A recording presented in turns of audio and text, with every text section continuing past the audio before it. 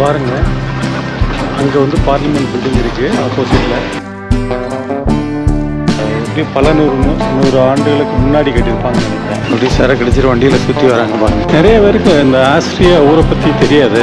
But நிறைய பேர் யார் கேட்டாலும் ஆஸ்திரியானா ஆஸ்திரேலியா அப்படிங்கிற மாதிரி நினைப்பாங்க.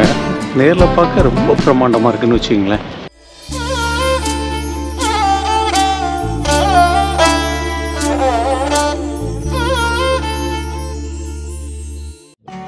Hi friends, welcome to journey with J. நம்ம ரூம்லேருந்து வெளியே வந்தாச்சுங்க. இதுதான் ஆஸ்திரியாவோட நகர சாலை. எப்படி இருக்குது பார்த்தீங்களா? ஃபுல்லாக சுற்றி அரண்மனை தாங்க. அரண்மனைன்னா அரண்மனை இல்லை, அரண்மனை மாதிரி பில்டிங். நான் வந்து பார்த்து அப்படி பிரமிப்பானது. எங்கே திரும்பினாலும் இந்த அரண்மனை ஸ்டைல் தாங்க. இப்போது நம்ம பார்த்திங்கன்னா மைசூர் போகிறோம் அரண்மனை பார்க்கணுன்னு சொல்லிட்டு, அங்கே ஒரு வால், அதுக்கப்புறம் நம்ம உள்ளே போனால் ஒரு சின்னது. நம்மளோட எக்ஸ்பெக்டேஷன் வந்து அரண்மனைன்னு அப்படி இருக்குன்னு நினைப்போம். அந்த மாதிரிலாம் இல்லை, படங்கள்லாம் காமிக்கிற மாதிரிலாம். ஆனால் இங்கே வந்து இறங்கி இங்கே பாருங்கங்க, நான் நடக்கிறேன். போக போக போக போக பாருங்கள், ரெண்டு சைடும் பாருங்கள். நான் எங்கெல்லாம் வீடியோ காமிக்கிறேனோ எல்லா இடத்தையும் பாருங்கள். இந்த அரண்மனை மாதிரி ரெண்டு சைடு பில்டிங்ஸும் என்னங்க மனுஷங்க. இது வந்து எனக்கு ஆஸ்திரியா வர்ற வரைக்கும் எனக்கு தெரியலைங்க. ஆஸ்திரியா இந்த மாதிரி இருக்குமா அப்படி சொல்லிட்டு. நான் வந்து எப்படின்னா, ஆஸ்திரியா வரும்போது நிறைய வீடியோஸ் பார்க்கும்போது சுவிட்சர்லாந்தும் ஆஸ்திரியாவோட வீடியோஸ் போடுவாங்க. அது வந்து நிறைய அழகான மலைகள், அந்த பியூட்டிஃபுல்லான வந்து ஒரு சூழ்நிலை வந்து க்ரியேட் பண்ணி, அதுதான் இப்போ நம்ம 8K வீடியோ அப்படின்னு நம்ம போட்டோம்னாலே யூரோப் இதில் உள்ளது ஆஸ்திரியா அண்டு சுவிட்சர்லாந்து தான் வரும். அந்த பிரமிப்புக்காக அந்த அழகை அள்ளணும் அப்படின்னு சொல்லிட்டு தான் நம்ம ஆஸ்திரியா வந்துச்சு. ஆனால் இங்கே ஆஸ்திரியா வந்தோடனே எனக்கு பார்த்த அந்த பில்டிங்ஸு இதெல்லாம் பார்க்கும்போது எனக்கு ஆஸ்திரியா பற்றி தெரிஞ்சுக்கணும். ஏன்னா இப்போ நம்ம நாடே இருக்குது, எல்லாமே சின்ன பில்டிங்காக இருக்குது. இந்த மாதிரி ஒரு பிரம்மாண்ட பில்டிங்ஸ்லாம் கிடையாது. அப்போது இங்கே வந்து இவ்வளோ பிரம்மாண்ட பில்டிங்ஸ் இருந்ததுன்னா இது எப்படி கட்டியிருப்பாங்க, எந்த காலத்தில் கட்டியிருப்பாங்க அப்படின்னு சொல்லி எனக்கு வந்து ஒரு ரொம்ப ஹீராசிட்டியை க்ரியேட் பண்ணிச்சுன்னு வச்சுங்களேன். நீங்கள் யார் வந்தாலும் அந்த பிரமிப்பு கண்டிப்பாக உங்களுக்கு கண்டிப்பாக இருக்கும். அதனால் என்ன பண்ணலான்னா, கொஞ்சம் நம்ம இந்த ஆஸ்திரியா பற்றி தெரிஞ்சுக்கலாமா? ஓகே வாங்க, நான் கொஞ்சம் தேடி தெரிஞ்சுக்கிட்ட விஷயங்களை நான் உங்களோட ஷேர் பண்ணுறேன். ஓகேங்களா? ஆஸ்திரியாவில் இப்போ நம்ம வியானாவில் இருக்கோம். ஓகே, இந்த ஆஸ்திரியா வந்து கிட்டத்தட்ட சுற்றி வந்து ஒரு 8 கண்ட்ரி இருக்குங்க. அதாவது நம்ம ஜெர்மனி, ஹங்கேரி, இத்தாலி, அதே மாதிரி ஸ்லோவேக்கியா, ஸ்லோவேனியா, சுவிஸ்ஸு, இந்த மாதிரி ஒரு கிட்டத்தட்ட ஒரு 8 கண்ட்ரிஸ் வந்து பார்டர்ஸை வந்து ஷேர் பண்ணிக்கிறாங்க. இதில் நம்ம கிட்டத்தட்ட 64% வந்து மலை தாங்க இருக்குது. ஓகே, அப்போது எனக்கு வந்து இது என்ன தோணுச்சுன்னா, இது ரொம்ப அழகான சிட்டி. இது வந்து இப்படி க்ரியேட் ஆகிறதுக்கு என்ன காரணம் அப்படின்னா, இப்போ வந்து அந்த ஆஸ்ட்ரோ ஹங்கேரியன் பேரரசு அப்படின்னு சொல்லி அதிகார மையமாக இருந்திருக்குது. அவங்க வந்து அந்த நம்ம வந்து 2ஆம் உலகப் போர் இருக்கு இல்லையா, 1914-18க்கு முன்னாடி, அதுக்கு முன்னாடியெல்லாம் வந்து அவங்களோட ஆளுமை வந்து மிகப்பெரிய அளவில் இருந்திருக்கு. அப்போ தான் இவ்வளோ பெரிய பில்டிங்ஸு, இவ்வளோ ஒரு செழிப்பான வாழ்க்கை இதெல்லாம் வாழ்ந்துட்டு இருந்திருக்காங்க. ஆனால் அப்படி வாழ்ந்துட்டு இருக்கவங்களுக்கு என்ன யார் கண்ணு பட்டுச்சோ என்ன பட்டுச்சோ தெரியலை. இதுதாங்க ஆஸ்திரியாவோட பாராளுமன்ற கட்டடம். ஓகே, எத்தாவில் பார்க்குறீங்களா? அதுதான். ஓகே, இவாங்க நான் கதைக்கு வரேன். இது வந்து 1914-18 வந்து அந்த 2ஆம் உலகப் போரில் வந்து இது வந்து தோத்துருச்சுங்க. தோத்த உடனே என்ன நடந்திருக்கு அப்படின்னா, இப்போ உங்களுக்கு தெரியல, நம்ம ஒரு நாடு வந்து தோத்துச்சு அப்படின்னா அங்கங்கே உள்ள இடங்கள்லாம் பிடிச்சிருவாங்க இல்லையா. அது வந்து மிகப்பெரிய லேண்டாக இருந்த இடம் வந்து சின்னதாகி சின்ன குடியரசாக வந்து மாறிடுச்சு. அப்போது வந்து என்னன்னு சொல்கிறது, ரோமானியர்களுக்கு முந்தின காலத்திலே வந்து பல செல்டிக் பழங்குடியினர்னு சொல்கிறாங்க, இந்த பழங்குடியினர் இருக்காங்களா, அவங்களும் நிறைய இடத்த வந்து சுற்றி வந்து ஆக்கிரமிச்சு, அதுக்கப்புறம் என்னென்னா ரொம்ப சின்ன ஒரு ஏரியாவாக மாறிடுச்சு. அதாவது பழைய இதை விட ரொம்ப சின்ன ஒரு ஏரியாவாக மாறிடுச்சு. இப்போது ஆல்மோஸ்ட் வந்து இங்கே வந்து எவ்வளோன்னா 83,871 சதுர கிலோமீட்டர் இருக்குது. அதோட இப்போ நம்ம வியானாவில் இருக்கோம்ல, இந்த வியானா தான் வந்து நம்ம இந்த ஆஸ்திரியாவோட தலைநகரம். இதெல்லாம் உள்ளே பாருங்கள், இந்த நம்ம பாராளுமன்ற கட்டடத்துக்குள்ளே தான் நம்ம சுற்றிக்கிட்டு இருக்கோம். இங்கே பார்த்தீங்கன்னா இதெல்லாம் லைப்ரரி. ஏன்னா இவங்க இதெல்லாம் வந்து ரொம்ப பொக்கிஷமாக பாதுகாத்துட்டு இருக்காங்க. லைப்ரரிக்கு ரொம்ப இம்பார்ட்டன்ட் கொடுக்குறாங்க. அறிவு சார்ந்த மக்கள் நிறையா இருக்கிறாங்க. ஏன்னா வந்து உலகத்திலே வந்து இசை மிகப்பெரிய இசை மேதைகள்லாம் இங்கே பிறந்திருக்காங்க. ஓகேங்களா? அது ஒரு அது நான் அவங்க யார் என்னதுங்கிறத நான் உங்களுக்கு டீட்டெயில்ஸ் சொல்கிறேன். ஓகே, இங்கே பாருங்கள், இங்கே உள்ள அதிபர்கள் எல்லாம் ஒரே மாதிரி அவங்க வந்து ஸ்க்ரீன்ஸ் எல்லாம் வச்சுருக்காங்க. நீங்கள் உள்ளே அந்த பாராளுமன்ற கட்டடத்துக்குள்ளே வந்தீங்கன்னா ஃபுல்லாக எல்லாமே பார்க்கலாம். ரொம்ப நீட்டாக வச்சுருக்காங்க. உங்களுக்கு வந்து இந்த நீங்கள் எதிர்பார்க்காத ஒரு கண்ட்ரி, ஒரு சர்ப்ரைஸ் இருக்கிற கண்ட்ரின்னா அது ஆஸ்ட்ரியா, அதுவும் இந்த சிட்டி வியானாங்க. ஓகே, அடுத்து பார்த்தீங்கன்னா இப்போ நம்ம இதுக்கு வருவோம், மெயின் டாபிக் வருவோம். அதுக்கப்புறம் நீங்கள் பார்த்தீங்கன்னா நம்ம 1918க்கு அப்புறமா வந்து அடுத்து வந்து ஒரு 25 வருஷத்துக்கு வந்து இவ்வளோ பெரிய ஒரு பிரம்மாண்ட ஆஸ்ட்ரியா மிகவும் என்ன ஆயிருக்குன்னா வந்து பொருளாதார ரீதியில் வந்து மிகப்பெரிய ஒரு வீழ்ச்சியை சந்திச்சுருக்குங்க. அதுக்கப்புறம் வந்து நம்ம 1938-45 வந்து ஜெர்மன் இருக்கு இல்லையா, ஜெர்மன் வந்து இவங்களை வந்து கட்டுப்பாட்டுக்குள்ளே வச்சுருக்காங்க. அதுக்கப்புறம் வந்து பிரிட்டன் இருக்கு இல்லையா, கிரேட் பிரிட்டன், அடுத்து அமெரிக்கா, சோவியத் யூனியன், இவங்க எல்லாருமே வந்து கூட்டு படைக்கு அவங்களோட ஆட்சிகளை தான் இருந்திருக்கு. அது வந்து அவங்களுக்கு வந்து விடுதலை கொடுக்காம. அதுக்கப்புறம் 1955 அக்டோபர் மாதம் 26 வந்து சுதந்திரம் கிடச்சிருச்சுங்க. சுதந்திரத்துக்கு அப்புறம் வந்து பார்த்திங்கன்னா இந்த நாடு வந்து அப்படி பழையபடியாக ஜாலியாக அது ஒரு பீஸ்ஃபுல்லான நாடு. ஏன்னா வந்து உலகத்தில் மிகவும் நிம்மதியாக வாழக்கூடிய வாழ்க்கை தரம் உள்ள நாடு வந்து இந்த ஆஸ்ட்ரியா. அதில் வந்து டாப் 5 எப்போவுமே வந்துடும். சுவிட்சர்லாந்து இதெல்லாமே எப்போவுமே வந்துடும். இந்த 64% வந்து மலைகளில் வந்து ஒரு 3 பிரிவாக இருக்குதுங்க. அதாவது வந்து எப்படின்னா வந்து northern hills and central hills and southern ஹில்ஸ்ன்னு சொல்லி இருக்குது. அது மேற்கிலிருந்து கிழக்கு வரைக்குமே போகுதுங்க. இந்த மலையோட பேர் வந்து ஆல்ப்ஸ் மலைகள் சொல்கிறாங்க. அதாவது 3 பெரிய மலை, ஓகேங்களா. அதுதான் வந்து northern Alps, centre Alps, southern Alps சொல்கிறாங்க. இந்த இதில் வந்து இங்கே உள்ள நிறைய மக்கள் வர்றது என்னென்னா இந்த ஹைக்கிங்லாம் போகிறாங்க பார்த்தீங்களா, அந்த மாதிரி வந்து ஆக்டிவிட்டீஸுக்கு வந்து நிறைய மக்கள் வந்து இங்கே வராங்க.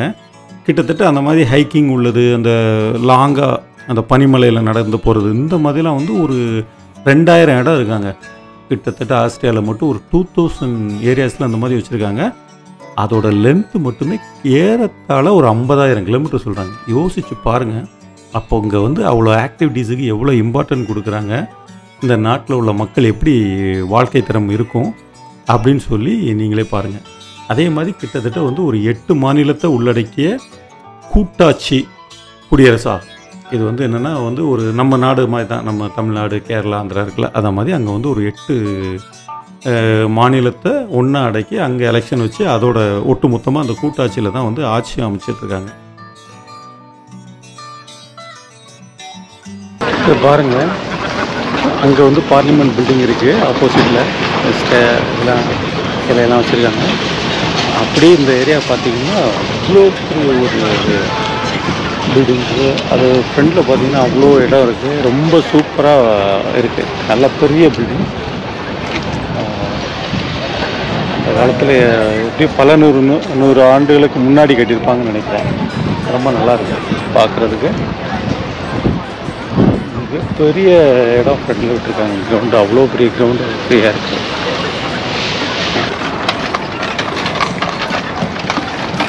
அப்படி சரக்கு அடிச்சுட்டு அப்படி சரக்கு அடிச்சுட்டு வண்டியில் சுற்றி வராங்க பாருங்கள். எல்லாமே பழைய பில்டிங்கு.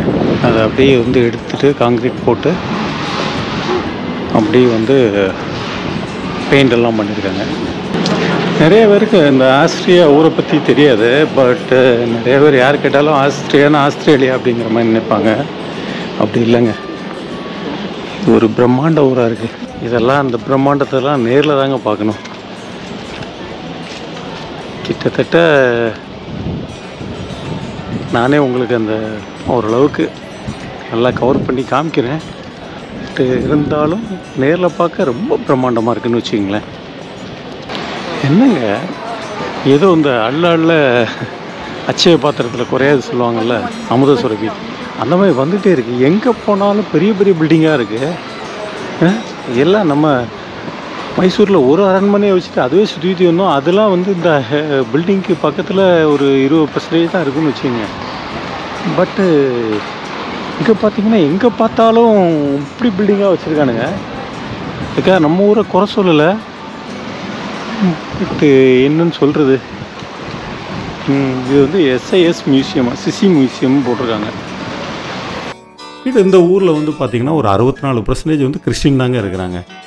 26% வந்து எந்த ஒரு மதத்தையும் பின்பற்றாமல், நாங்களாம் வந்து எதுவுமே கிடையாதுங்க, நாங்கள் வந்து மனிதர்கள் அப்படின்னு சொல்லி வாழக்கூடிய மக்களும், ஒரு 8% வந்து முஸ்லீம்ஸ் இருக்காங்க. அதுபோக மீதி உள்ள மக்கள் தான் வந்து வேறு வேறு ரிலீஜன். இப்போ நம்ம ஹிந்துவாக இருக்கலாம், அந்த மாதிரி நிறையா விஷயங்கள் இருக்கு இல்லையா, நிறைய மதங்கள் இருக்கு இல்லையா, அந்த மாதிரி உள்ளதில் இருக்காங்க. இந்த ஊரில் இன்னொரு விஷயம் என்னென்னா, 14 வயசுக்கு மேலே உள்ளவங்க எந்த மதத்தையும் பின்பற்றுறதுக்கு அவங்களுக்கு உரிமை கொடுத்துருக்காங்க. இப்போ நீங்கள் வந்து முஸ்லீமில் தான் இருக்கிறீங்க, கிறிஸ்டினில் தான் இருக்கிறீங்க, உங்கள் குழந்தை பிறந்திருக்கு, அதை தான் ஃபாலோ பண்ணுங்கிற அவசியம் இங்கே கிடையாது. ஒரு 14 வயசு ஆயிடுச்சுன்னா அதுக்கப்புறம் அவங்க டிசைட் பண்ணலாம். அதுக்கு கவர்மெண்ட்டே சப்போர்ட் பண்ணுது. நீங்கள் அதை படிக்கிறதுக்கு, அந்த மதத்தை பற்றி படிக்கிறதுக்கு அவங்களே செலவு பண்ணுறாங்க. பாருங்கங்க, எவ்வளோ ஒரு பரந்த மனசாக இருக்கும் இல்லையா. அதை வச்சு அரசியல் பண்ணாமல், இப்போ நம்ம நாட்டிலலாம் ஒவ்வொரு மதத்துக்குமே அரசியல் பண்ணிகிட்டு இருக்காங்க. இங்கே அந்த மாதிரிலாம் பண்ணல. அவ்வளோ அழகாக வந்து மக்களை வந்து சந்தோஷமாக வச்சுக்கிறதுக்கு ட்ரை பண்ணுறாங்க. அதே போல் நம்ம இந்த ஆஸ்திரியாவோட வந்து லாங்குவேஜ் வந்து ஜெர்மன் தாங்க. அதே மாதிரி கரன்சி வந்து யூரோ தான். ஓகேங்களா. ஜெர்மன் தான் வந்து அந்த லாங்குவேஜ் தான் மேக்ஸிமம் யூரோப் கண்ட்ரிஸ் எல்லா இடத்துலையுமே இருக்குது. இப்போ நீங்கள் நம்ம இங்கிலீஷ் பேசினாலும் மேனேஜ் பண்ணிக்கலாம், ஜெர்மன் தான் அதிகமாக இருக்குது. நீங்கள் எந்த ட்ரெயின் எது போனாலும் ஜெர்மனி, ஃப்ரெஞ்சு, இங்கிலீஷ் அந்த மாதிரி ஒரு 3 to 4 லாங்குவேஜஸில் வந்து அனௌன்ஸ் பண்ணுறாங்க. மெயினாக ஜெர்மன். அதுக்கப்புறம் நீங்கள் பார்த்தீங்கன்னா, இங்கே வந்து வியனாவில் வந்து ஒரு மிகப்பெரிய அரண்மனை இருக்குது, சோன்புன் அரண்மனை அப்படின்னு சொல்லி. இங்கே தான் வந்து டியர் கார்டன் சோன்புன், எனக்கு கரெக்டாக கொஞ்சம் நேம் வந்து இதாக இருக்குது, கொஞ்சம் பார்த்துங்க. அந்த மாதிரி ஒரு ரொம்ப பழமையான நிறைய உயிரினங்களை கொண்ட, அதாவது உலகத்துக்கே ஒரு முன்னோடியாக ஆரம்ப காலத்தில் ஆரம்பிக்கப்பட்ட வந்து ஒரு மிருக காட்சிசாலை இருக்குது. அதை விட ஆஸ்திரியாவோட ஒரு மிகப்பெரிய ஒரு பொக்கிஷம் இங்கே வச்சுருக்காங்க. அது வந்து இங்கே ஒரு ட்ரெஷரி இருக்குது, இம்பீரியர் ட்ரெஷரின்னு சொல்லி. அங்கே வந்து ஒரு மரகதம் இருக்குங்க. அந்த மரகதம் வந்து 2860 கேரட் எடை கொண்டது. அப்போ பார்த்துக்குங்க எவ்வளோ பெரிய இதில் மரகதம். வேர்ல்டுலே பெரிய மரகதத்தை கொண்ட மரகதத்தை இங்கே உள்ள, அதாவது வியனாவில் உள்ள அந்த ட்ரெஷரியில் வச்சுருக்காங்க. அதுக்கப்புறம் பார்த்தீங்கன்னா, இப்போ நார்மலாக வந்து இங்கே ஊரில் உள்ள எல்லா மக்களும் கம்பல்சரி இராணுவ பயிற்சி எடுத்தே ஆகணுங்க. இப்போ வந்து 1 இயர், கிட்டத்தட்ட 1 இயர் இருக்குது. அதுக்கு மேற்கொண்டு நீங்கள் வந்து இராணுவத்தில் சேர்ந்து வேலை செய்யலாம் அப்படின்னு நீங்கள் நினச்சிங்கன்னா நீங்கள் கண்டினியூ பண்ணலாம். அதுக்கு கவர்மெண்ட் உங்களுக்கு ஃபுல் சப்போர்ட் பண்ணும். அதே மாதிரி கவர்மெண்ட் ஜாப்னு வச்சிங்களேன், இப்போ வந்து 13 நாள் வந்து இந்த நாட்டில் வந்து அரசு விடுமுறையாக இருக்குது. அது போக நீங்கள் 35 நாள் வந்து நீங்கள் லீவ் எடுத்துக்கலாம், ஆனால் சம்பளம் உண்டு, அந்த மாதிரி வச்சுக்கோங்க. பிறகு வந்து இப்போ நம்ம ஊர் மாதிரி வந்து ரிட்டையர்மெண்ட் வயசுலாம் வந்து இந்த ஊரில் வந்து 65 வயசு ஆண்களுக்கு, பெண்களுக்கு 60 வயசு, அந்த மாதிரி வச்சுருக்காங்க. மித்தபடி இங்கே உள்ள வாழ்க்கை தரம் இதெல்லாம் வந்து பார்த்திங்கன்னா வேறு லெவலு. அதே மாதிரி இங்கே முக்கியமாக ஒரு விஷயத்த பண்ணுறாங்க. என்ன பண்ணுறாங்க அப்படின்னா, நான் கேள்விப்பட்ட வரைக்கும் காம்ப்ரமைஸ் அப்படிங்கிறாங்க. காம்ப்ரமைஸ் அப்படின்னா எதை காம்ப்ரமைஸ்ன்னு சொல்கிறாங்க அப்படின்னா, அதாவது வந்து இப்போ ஒரு ப்ராப்ளம் வருதுன்னு வச்சுக்கோமே, ஒரு 2 பேருக்கு ப்ராப்ளம் வருதுன்னா அவங்க இம்மிடியேட்டாக அதை பேசி தீர்த்துக்கிறாங்க. அது வந்து தொழிலாளிக்கும் முதலாளிக்குமாக இருந்தாலும் சரி, இல்லை ஹஸ்பண்ட் ஒய்ஃபுக்காக இருந்தாலும் சரி, அதே மாதிரி வந்து என்ன சொல்கிறது, லவ்வர்ஸ்க்காக, எதுவாக யாராக இருந்தாலும் சரி, இந்த நாட்டில் உள்ள மக்கள் வந்து டென்ஷன் எடுத்துக்க விருப்பப்படலை. அவங்க வந்து எப்போவுமே ஜாலியாக இருக்கணும், நம்ம கூலாக இருக்கணும், நல்லா இருக்கணும்னு சொல்லிட்டு காம்ப்ரமைஸ் பண்ணிக்கிறாங்க. அதாவது வந்து லைஃப்பை வந்து காம்ப்ளிகேட்டடாக எடுத்துக்கக்கூடாது. இதெல்லாம் எனக்கு ரொம்ப ஒரு அதிசயமாக இருந்துன்னு வச்சிங்களேன். ஏன்னா இந்த நாட்டை வந்து பார்த்த உடனே ரொம்ப பிரமிப்புக்குள்ளான, அப்போ இதெல்லாம் நம்ம தேடி பார்க்கும்போது, இந்த நாட்டை பற்றி தெரிஞ்சுக்கும் போது, இவ்வளோ அழகாக வந்து ஒரு நாட்டை கட்டமைச்சிருக்காங்க அப்படின்னா அது கிரேட் இல்லை, அது வந்து சான்ஸ் இல்லைங்க. அதனால் வந்து எனக்கு அதெல்லாம் உங்ககிட்ட ஷேர் பண்ணணும்னு தோணுச்சு.